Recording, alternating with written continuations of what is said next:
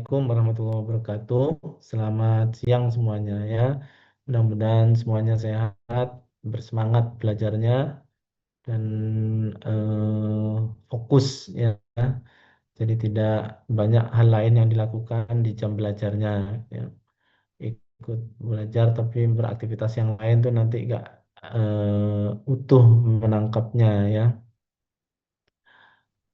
Eh, baik, di sesi pertama untuk siang ini topik dengan saya ya, itu emulsifiksi yang saya lakukan kemarin pada saat praktikum. Mudah-mudahan masih diingat ya apa saja yang lakukan pada saat membuat emulsi ya. Kemudian bagaimana mengevaluasi dan sebagainya. Ya, siang ini kita refresh dan harapannya apa yang jadi pemahaman kalian kemarin itu bisa diperdalam lagi dengan diskusi ini dan juga kalau ada yang salah koreksi ya. Baik, saya share screen ya.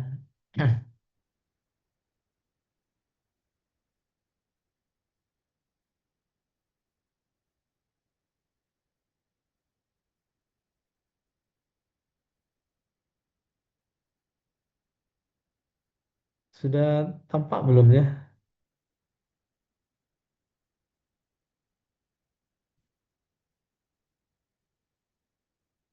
Sudah terlihat ya di layar ya. Seperti ada blok-blok hitam itu. Sudah, Prof. Iya, ada blok hitam enggak di layarnya? Ada, Prof. Jadi nggak kebaca ya? Atau gimana? Iya, terharu Bang. Di yang atas apa yang bawah? Terus Nah, bawah, ini, Prof. walah. Duh, gimana nih cara ngilanginnya ya? Gini? Pindah ke kiri, Prof, yang atas, Prof. Walah. Si. Nah, gini.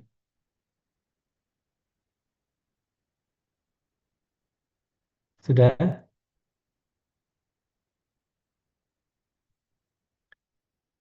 Halo? Sudah? Belum? Terlihat belum? Atau masih ada gangguan kotak hitamnya? Masih ada, Prof.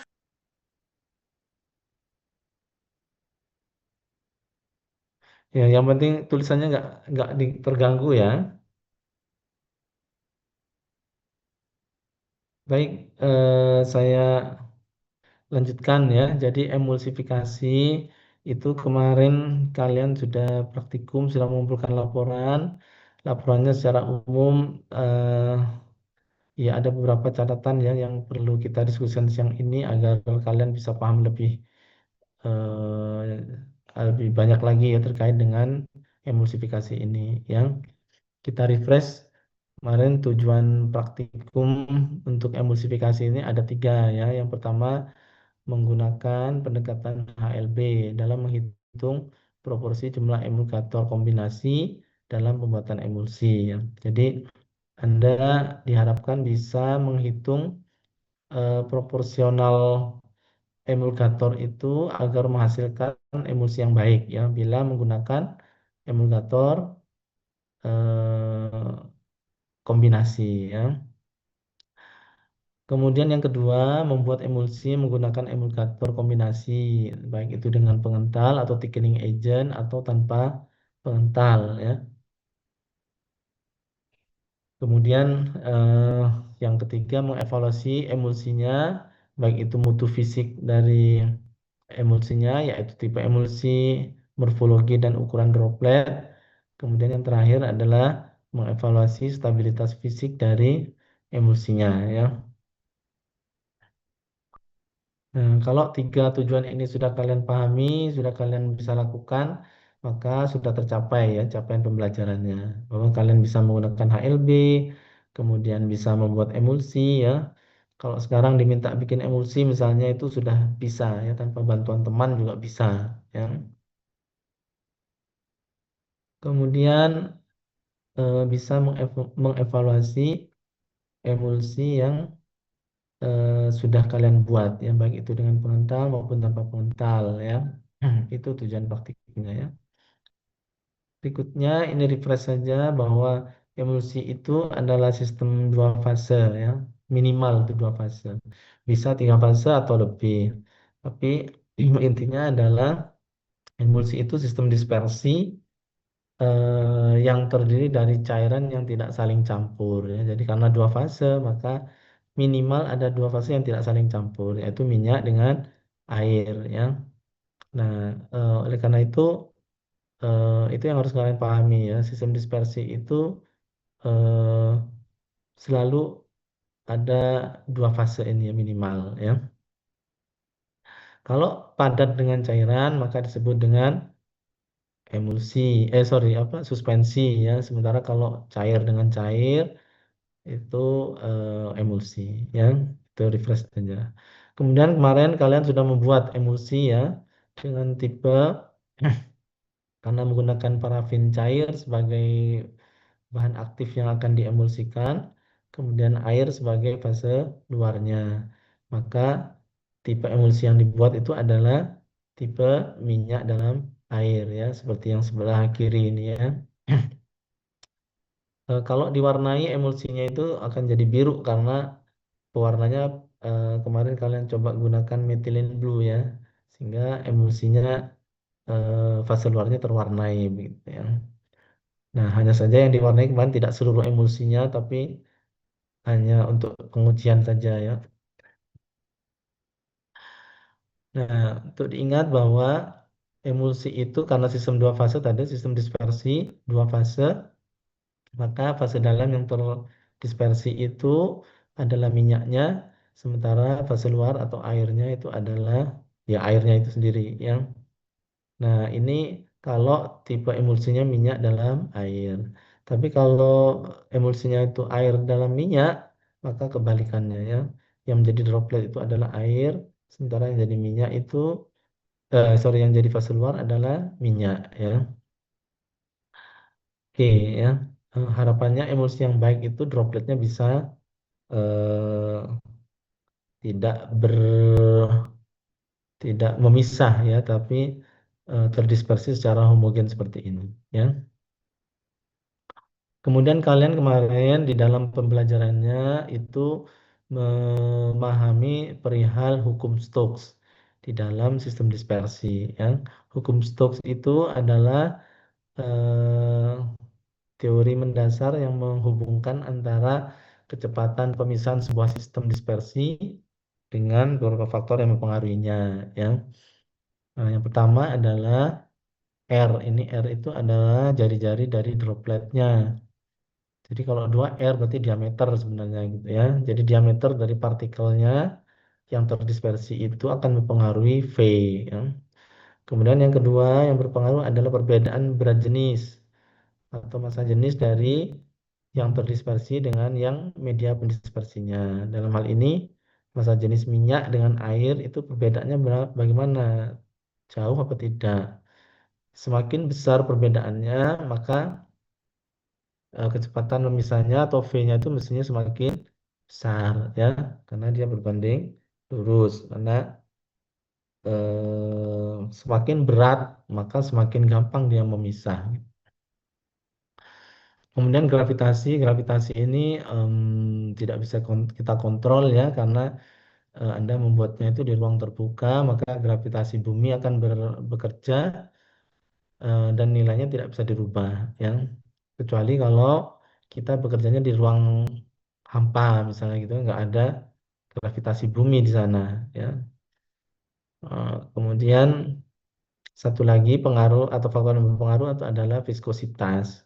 Nah, viskositas ini yang kalian kemarin teliti di praktikumnya ya, pengaruhnya apa terhadap kecepatan pemisahan atau melihat stabilitas fisik dari sediaan emulsi ya.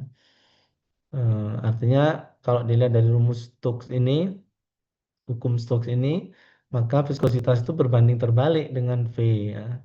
Artinya semakin tinggi viskositasnya, V-nya justru semakin rendah ya. Oleh karena itu, kalau kita menginginkan emulsi kita kecepatan memisahnya itu rendah atau bahkan tidak ada, nol ya, maka perbesar viskositasnya, ya. Perkecil diameter dropletnya, minimalisasi perbedaan berat jenis antara ter, fase terdispersi dengan media pendispersinya, ya. Itu kalian buktikan kemarin dengan percobaannya, ya. Dengan membuat emulsi tanpa pengental dan dengan pengental, ya. Ini ilustrasi emulsi yang stabil dan emulsi yang tidak stabil, ya. Kalau stabil dia maka dropletnya akan terdispersi secara homogen di dalam sediaan emulsinya, ya. Sementara kalau dia tidak stabil maka droplet tadi akan mengalami yang namanya creaming atau memisah ke bagian atas. Kemudian ada juga flokulasi. Flokulasi itu dia beragregat, tetapi masing-masing agregat itu seperti membentuk koloni sendiri gitu, ya. Jadi bergerombol gitu, ya. Itu namanya flokulasi. Lama-lama kalau dibiarkan dia akan terjadi penggabungan. Penggabungan kalau dibiarkan juga lama-lama akan menjadi terjadi pemisahan fase, ya. Nah, ya, kemarin formula yang dibuat itu kan menggunakan parafin cair sebagai minyak yang akan diemulsikan dalam air, ya. Kemudian span dan twin sebagai emulgator sebanyak 5%. Nah, kemudian kalian menjadi tahu berapa banyak spannya, berapa banyak twinnya, ya, dari total 5% itu. Itu yang dicari dengan penggunaan HLB, ya. Kemudian emulsinya dibuat sampai volume at 150 ml. Oh ya, ini kalau pengentalnya Anda tambahkan pengental, maka menggunakan CMCNA kemarin, ya. Ada satu kelompok yang 1%, ada kelompok lain yang 2%, ya. Nah, prinsip HLB itu dia menghitung proporsi hidrofilik dan lipofiliknya, ya.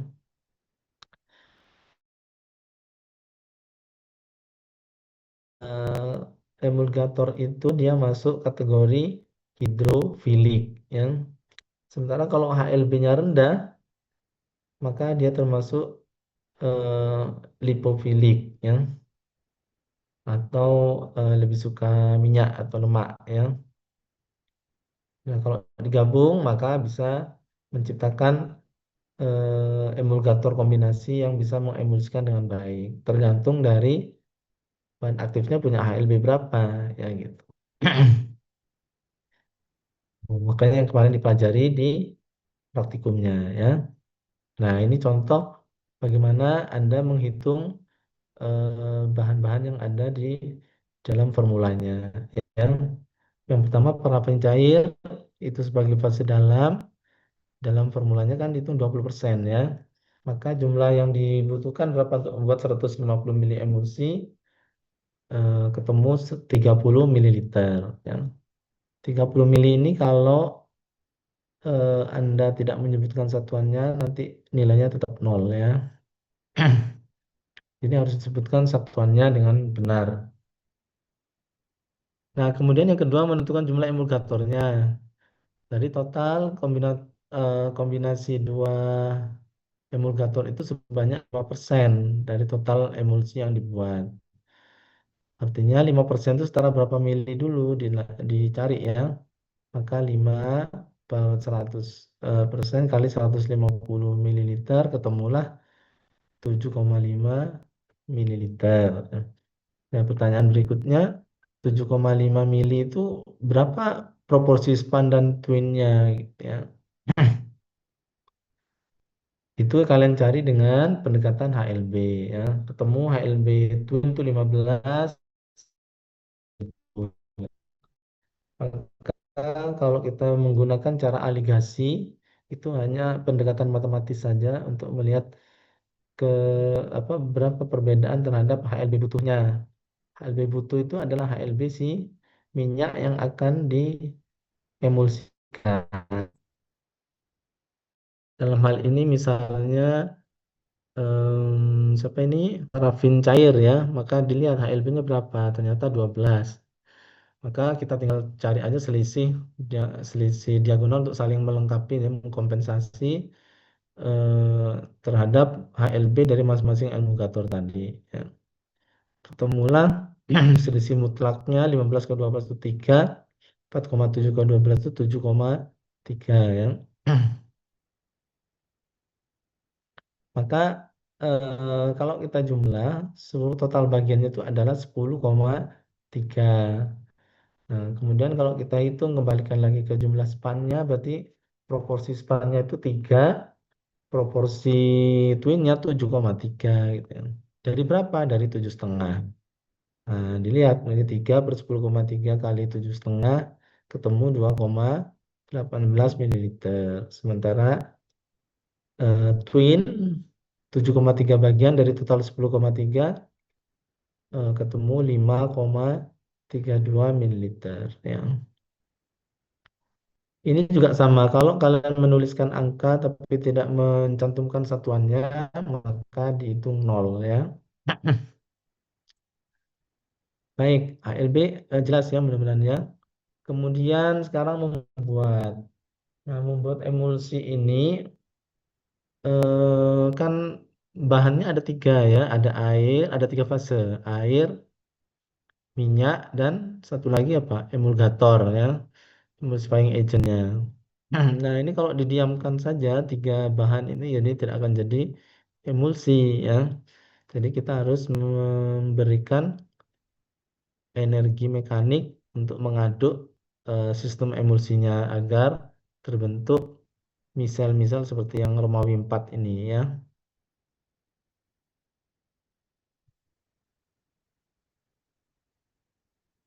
Nah, konsep di dalam membuat emulsi itu Anda harus menyiapkan fase minyaknya dan fase airnya secara terpisah ya.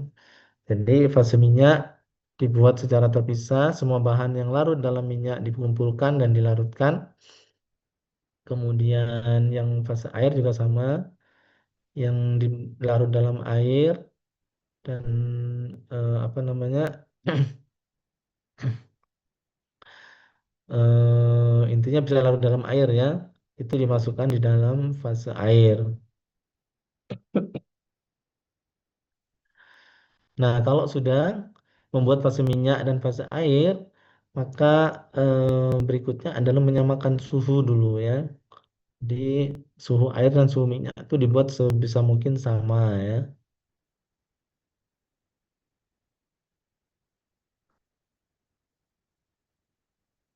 Di sini critical faktornya ya. Ketika air itu kalian tuang minyaknya, maka energi yang diberikan atau pengadukan yang diberikan itu harus cukup untuk mendispersikan minyak dalam air. Kalau dia terlalu pelan, tidak bisa terbentuk emulsinya ya.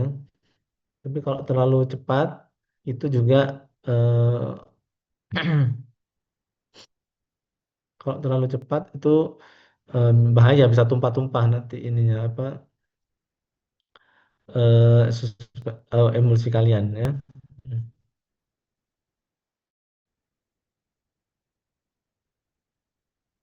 Dan ini critical point-nya di dalam pembuatan emulsi itu di sini ya. Ketika membuat fase minyak, itu pastikan fasenya itu terbentuk secara homogen dulu, baru kemudian critical faktor yang kedua adalah pada saat mencampur ini, pastikan suhunya sama dan kecepatan pengadukannya itu cukup untuk mendispersikan minyak dalam air ya.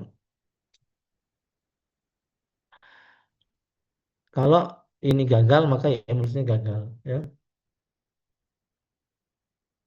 Nah, kemarin itu banyak yang ya nggak banyak sih, ada beberapa gitu ya yang emulsinya itu tidak berhasil dibuat. Dia hanya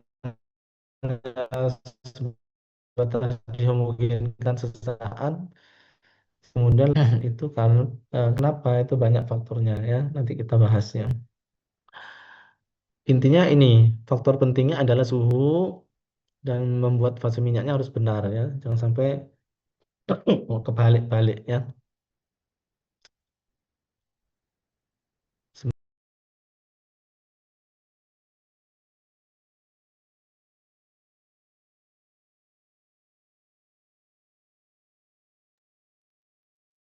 Baik, saya lanjutkan. Nah, kalau sudah dibuat emulsinya, maka kemudian ditentukan tipe emulsinya ya. Menentukan tipe emulsi itu dengan pengenceran dan pewarnaan ya. Kemudian menentukan morfologi atau bentuk dari dropletnya, sekaligus juga distribusi ukuran dropletnya. Tetapi kalian kemarin tidak mengukur ukuran ya, tapi cukup melihat morfologinya saja. Kemudian yang terakhir, menguji stabilitas fisik atau ada tidaknya pemeriksaan fase dari emulsinya ya. Nah, ini hasil pengamatan yang dilakukan itu mestinya menulisnya seperti ini ya. Jadi ketika sebuah emulsi kalian ambil terus diencerkan dengan air, ternyata hasil pengenceran dengan penambahan air tadi itu emulsinya tetap homogen, maka eh, fase luarnya itu karena tadi ditambah air, maka fase luarnya adalah air ya, karena dia bisa tetap homogen. Jadi kesimpulannya berarti tipe emulsinya adalah minyak dalam air karena fase luarnya adalah air tadi ya. Kemudian metode pewarnaan ya, metode pewarnaan itu juga sama menarget fase luar. Jadi fase luarnya apa? Kita beri warna. Kebetulan kemarin karena kita sudah membuatnya itu dalam air, berarti fase luarnya harusnya kan air ya. Maka kita coba warnai dengan methylene blue. Methylene blue itu pewarna yang larut air. Tapi kalau ternyata ketika ditetaskan dalam emulsinya itu dia tidak homogen, warna birunya berarti fase luarnya bukan air berarti. Nah, tapi kalau birunya homogen, maka bisa disimpulkan bahwa fase luarnya adalah air. Sehingga fase dalamnya berarti minyak. Maka kesimpulannya tipe emulsinya adalah minyak dalam air. Ya.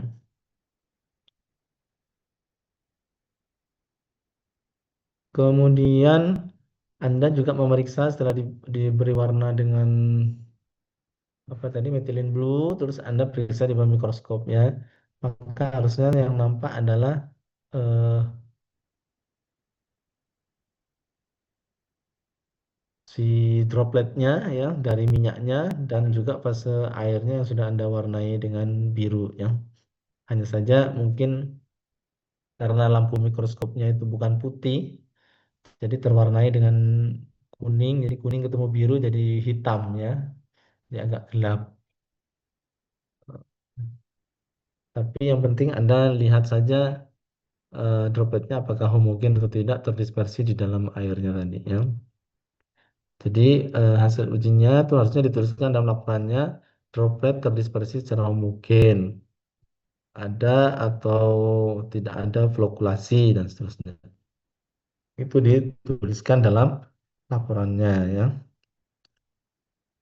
Kemudian Anda menguji stabilitas fisik. Yang stabilitas fisik itu Anda amati volume pemisah dari si minyak ya dengan airnya ya. Waktu pengamatannya 7 hari, tapi yang diamati hanya 5 hari ya. Nah, ini yang banyak salah di sini. Jadi eh, Anda melaporkannya itu 5 hari, padahal pengamatan itu dilakukan 7 hari ya.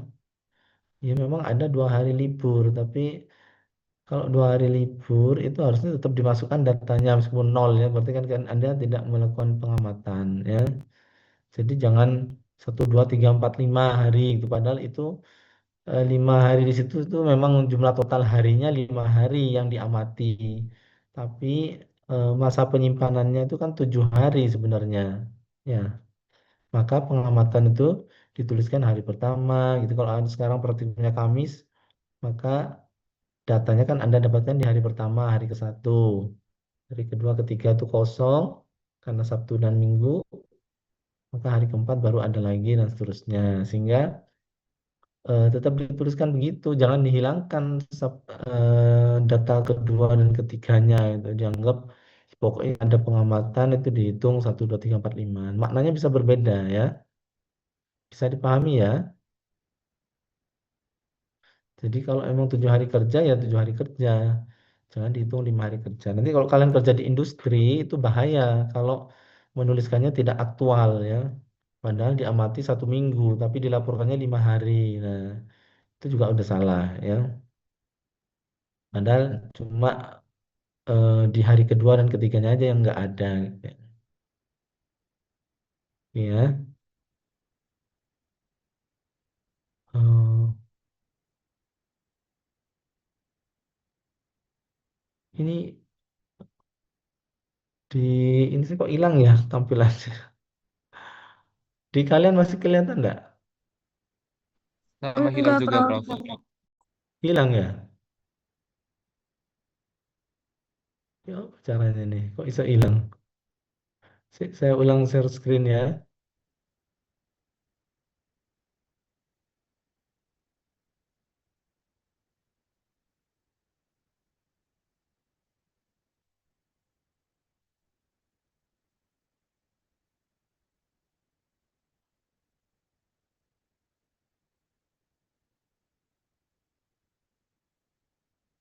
Iya, pas sudah terlihat kembali.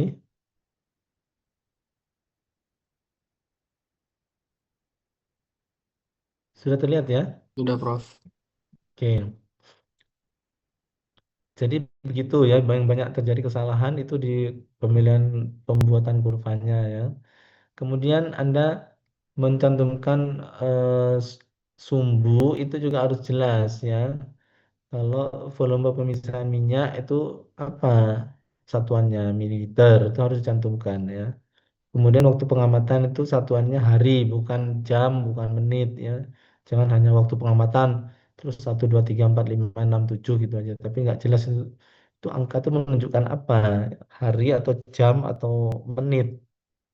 Kan nggak jelas ya. Maka dari itu kalau nanti ujian terus satuannya nggak ada ya berarti itu useless datanya, sia-sia ya, nggak ada nilainya. Nah, di dalam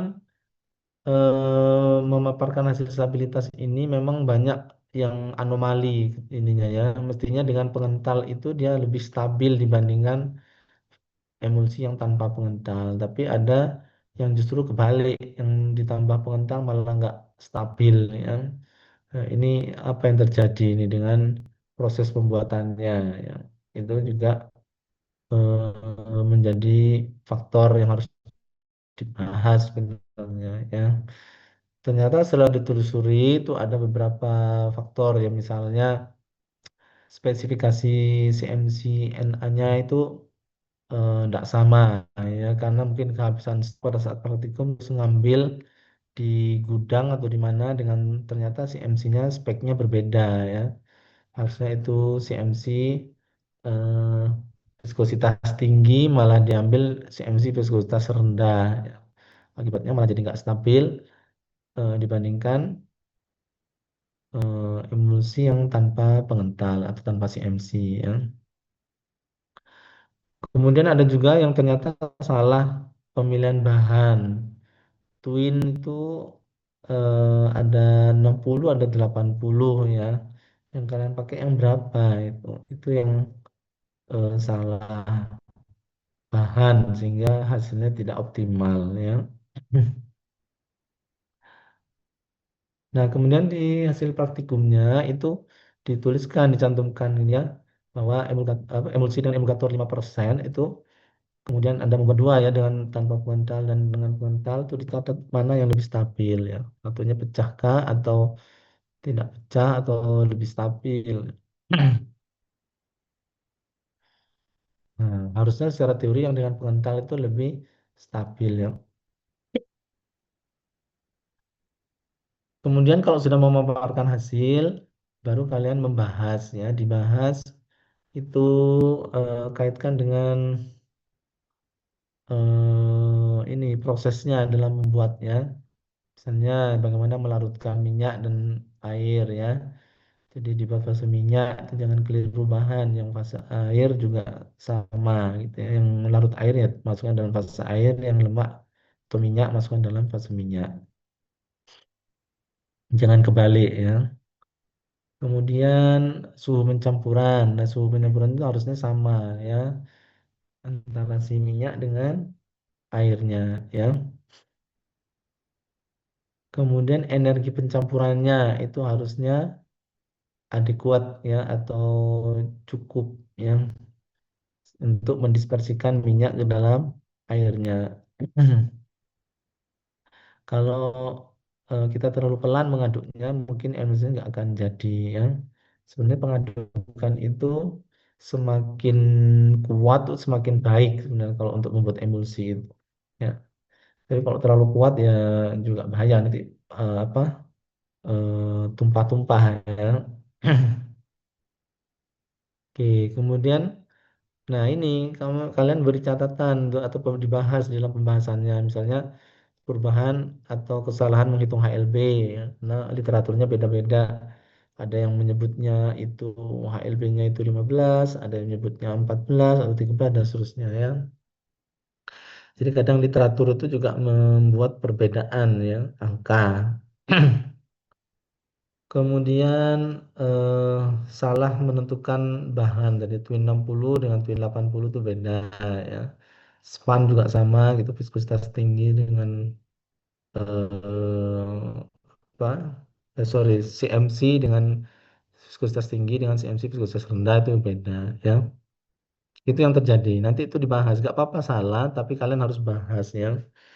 Tidak harus sempurna praktikum itu ya kan. Kalian belajar dari kesalahan ya. Kalau emang ternyata kesalahan itu nggak terduga ya, nggak disengaja itu ya, ya sudah dibahas saja gitu, bukan eksperimen ulang ya. Kemudian dibahas itu juga kaitkan dengan hukum Stokes.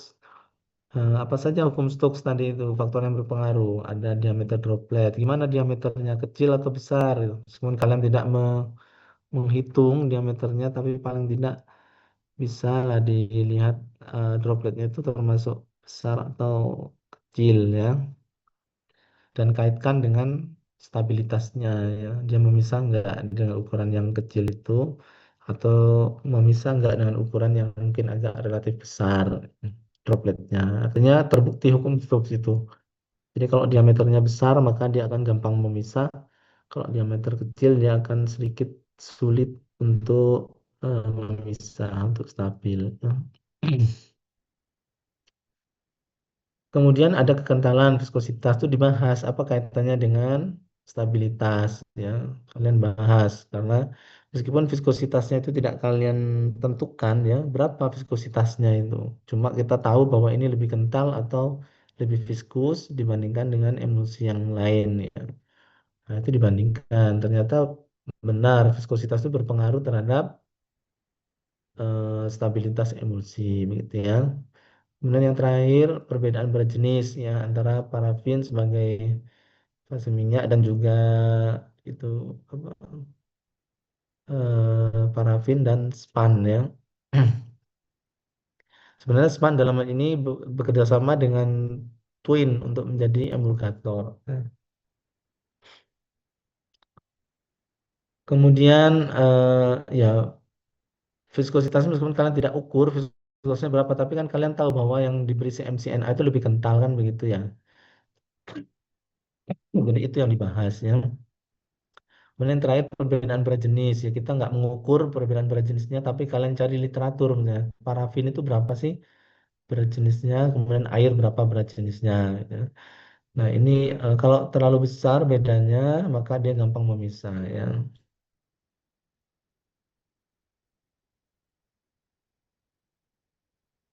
Oke ya itu kemudian disimpulkan. Nah, kesimpulannya itu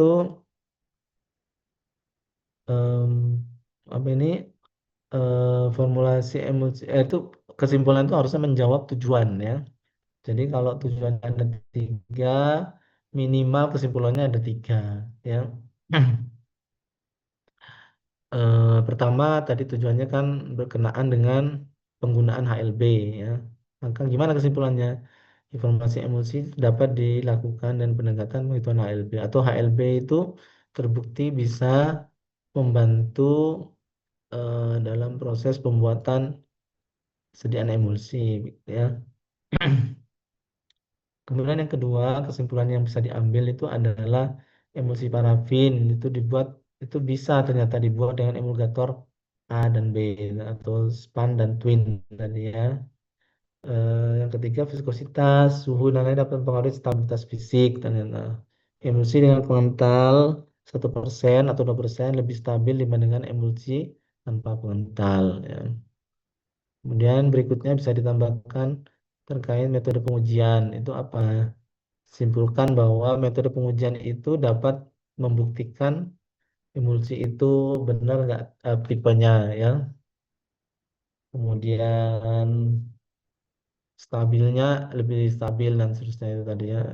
Apa uji mikroskop itu dilihat morfologinya itu ternyata bisa. Misal, warnaan oh ternyata bisa untuk melihat tipe emulsi dan seterusnya, ya. Jadi itu yang bisa dituliskan untuk menyempurnakan laporan ya yang ada, ya. Kemudian saya kira ya yang lain-lain, eh, misalnya Anda mau bahas dengan apa ini, eh, itu pada saat menemukan insiden apa misalnya kompornya panas tidak terkendali atau pengaduknya juga tidak disetting dengan benar, so itu juga harus dicantumkan ya, tidak boleh ditutupi kalau memang ada kesalahan prosedur dalam melakukan pembuatan ya, ataupun prosedur dalam melakukan evaluasi, ya.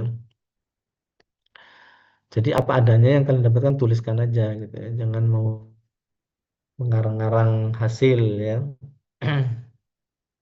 Dan seterusnya. Ya, baik, saya kira itu yang bisa saya sampaikan untuk diskusi apa ini eh, emulsifikasi ya di praktikum farmasi fisik ini. Mudah-mudahan itu jelas semuanya ya, dan kalian bisa menjawab ujian dengan sangat baik hingga mendapatkan hasil yang maksimal. Em, Sebelum ini masih ada waktu mungkin sedikit ya, saya persilakan kalau misalnya ada yang mau bertanya, kalau ada yang kurang jelas, tapi kalau dirasa semuanya jelas ya sudah tidak apa-apa, bisa diakhiri ya. Silakan, mungkin ada yang mau bertanya. Permisi, Prof. Izin bertanya. Iya, silakan. Nurin Salsabila. Iya, Prof. Iya, Izin silakan. bertanya, kemarin itu waktu eh, perhitungan bahan untuk parafin cair, itu kami satuannya menggunakan gram, gram, Prof. Jadi yang tadi di perhitungan Hmm. PPT itu kan jadinya 30 mili, Prof. Tapi waktu itu kami menggunakannya 30 gram, sehingga yang kami timbang itu langsung 30 gram. Begitu, Prof. Untuk itu, eh, Hmm. eh, ya, begitu, Prof. Ada kesalahan Ya, kah kalau misalkan seperti itu, Prof? ya, ya. Oke, ya. Sebenarnya itu juga harusnya ada keterangan itu B per V atau V per V. Ya,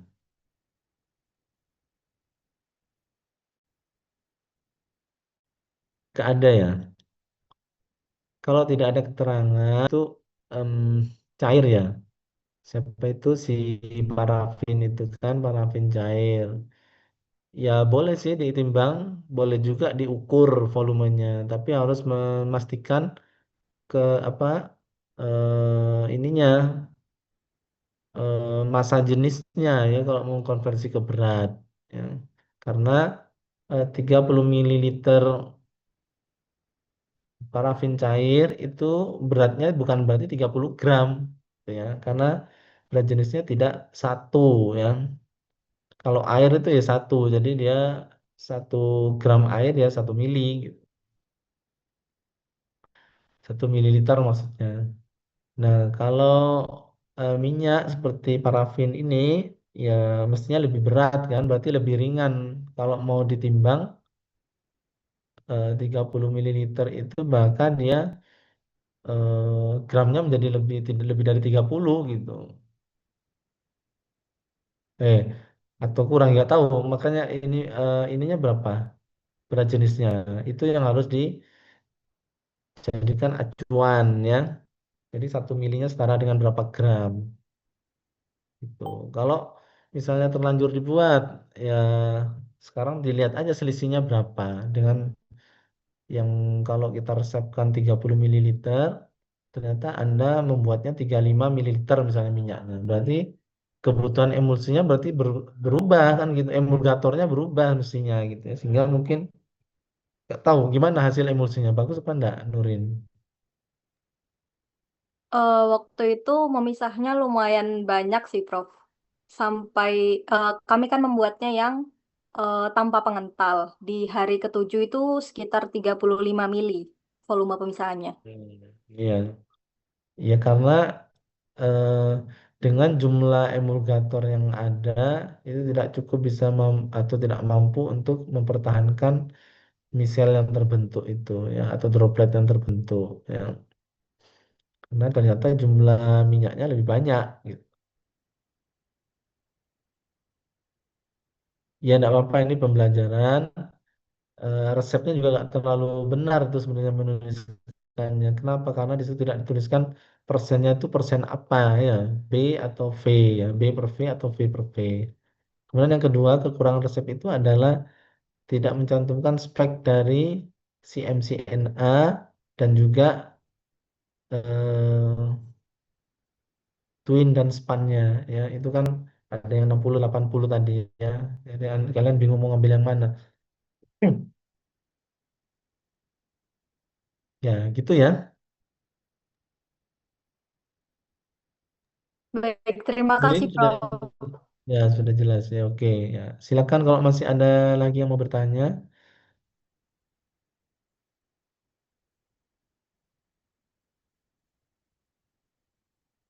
Sudah jelaskah?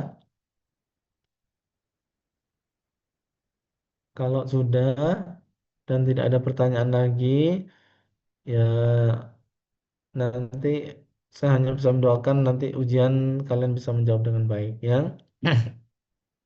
Jangan hafalan. Saya ganti angka itu ternyata yang ditulis sama dengan praktikum ya. Para ini saja diganti jadi 200 mililiter misalnya emulsinya jadi dibuat 200 mililiter. Hitung-hitungnya bisa sesuai hitungan praktikum. Padahal jelas-jelas eh, yang diminta itu emulsinya 200 mili. Tapi ngitungnya karena yang dihafal itu yang praktikum itu.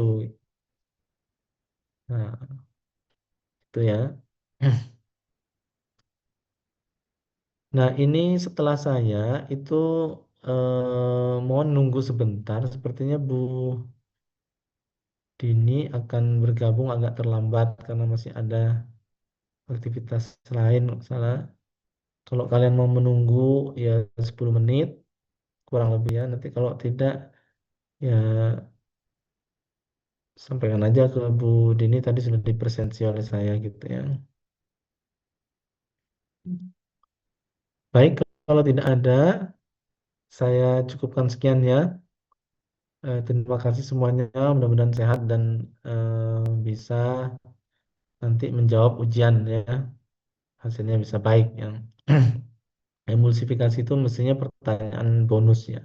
Karena gampang. Tapi ya banyak juga yang nggak bisa menjawab. Hmm. Oke, saya akhiri. Selamat siang semuanya. Assalamualaikum warahmatullahi wabarakatuh.